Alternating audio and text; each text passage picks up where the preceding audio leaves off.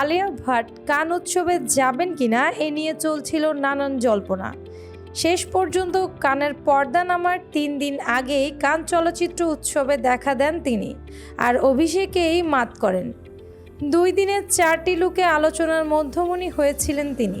এছাড়া কানে ব্রুট ইন্ডিয়ানকে দেওয়া সাক্ষাৎকারে মাতৃত্ব নিয়েও সবিস্তারে কথা বলেছেন ভারতীয় অভিনেত্রী। কানের লাল গালিচে অভিষেকে আলিয়া বেছে নেন মোহনীয় ফুলের নকশার একটি গাউন। হালকা প্যাস্টেল রঙের এই গাউন আর মিনিমাল সাজে তাকে রূপকথার রাজকন্যা লাগছিল। মনে হচ্ছিল তিনি উঠে এসেছেন রূপকথার গল্প থেকে।